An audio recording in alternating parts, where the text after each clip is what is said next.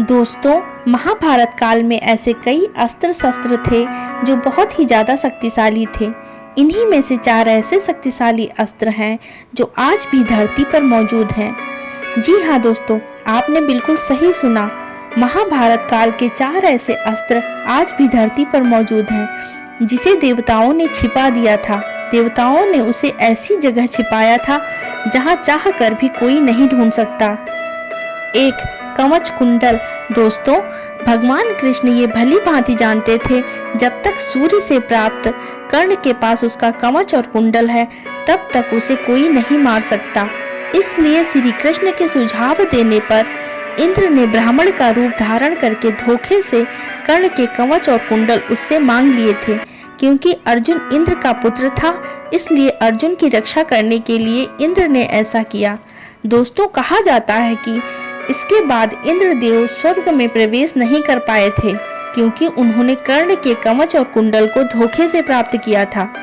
दोस्तों, ऐसा कहा जाता है कि इस कवच और कुंडल को पुरी के निकट कोणार्क में छिपाया गया है और कोई भी इस तक पहुंच नहीं सकता, क्योंकि अगर कोई इस कवच और कुंडल को हासिल कर लेगा तो वह इसका गलत फायदा उठा सकता है।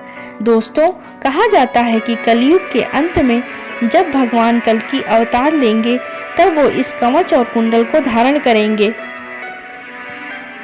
2. अश्वत्थामा की मणि। दोस्तों, अश्वत्थामा स्वयं शिव के अंश थे। जन्म से ही अश्वत्थामा के मस्तक पर एक अमूल्य मणि थी जो उसे दैत्य, दानव, देवता, नाग आदि से निर्भय रखते थे। इस मणि के कारण अश्वत्थामा के ऊपर किसी भी अस्त्र शस्त्र का असर नहीं हो पाता था। श्री कृष्ण ने अपनी सुदर्शन चक्र से अश्वत्थामा के सिर के केस काट डाले और उसके मस्तक की मणि निकाल ली। मणि निकल जाने से वह श्रीहीन हो गया। दोस्तों, अश्वत्थामा आज भी इस धरती पर जीवित है। ऐसा कहा जाता है कि जब कल्कि अवतार लेंगे तब कल्कि अवतार द्वारा ही उनकी मणि वापस की जाएगी। फिर धर्म की स्थापना के लिए अश्वत्थामा भी भगवान कल्कि की मदद करेंगे और कलि पुरुष को, जो कि उस समय का सबसे ताकतवर राक्षस होगा, उसका अंत करेंगे।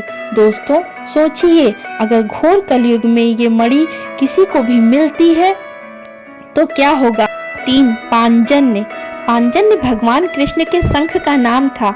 महाभारत युद्ध में श्री कृष्ण ने अपने पांजन्य शंख से पांडु सेना में उत्साह का संचार किया था और इससे कौरवों की सेना में भय व्याप्त हो जाता था। इस शंख की ध्वनि सिंह गर्जना से भी कहीं ज्यादा भयानक थी। इस शंख को विजय और यश का प्रतीक माना जाता था।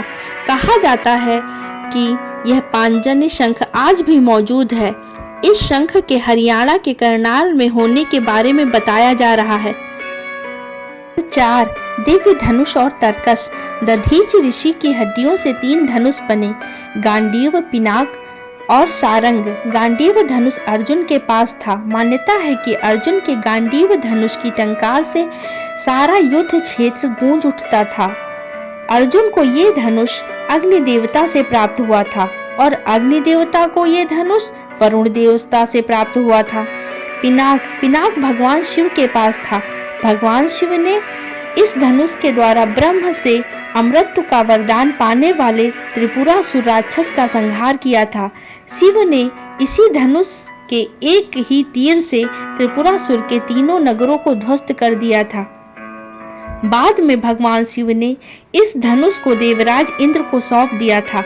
पिनाक वही शिव धनुष है जिसे देवताओं ने राजा जनक के पूर्वजों को दिया था, जो अंत में धरोहर के रूप में राजा जनक को प्राप्त हुआ था। इसी पिनाक नामक धनुष को श्री राम ने प्रतिज्ञा चढ़ाकर तोड़ दिया था। सारंग। सिंह का बना हुआ यह धनुष श्री कृष्ण के पास था। ऐसा माना जाता है कि श्री कृष्ण इसी धनुष के द्वारा लक्ष्मणा स्वयंवर की प्रतियोगिता जीतकर लक्ष्मणा से विवाह किया था। दोस्तों, आपको महाभारत के 4 सबसे शक्तिशाली अस्त्रों के बारे में जानकर कैसा लगा? अगर आपको हमारी ये वीडियो पसंद आई और श्री कृष्ण से प्रेम है तो प्लीज़ हमारे चैनल को लाइक, शेयर एंड सब्सक्राइब जरूर कीजिएगा। मिलते हैं हम अगले वीडियो में।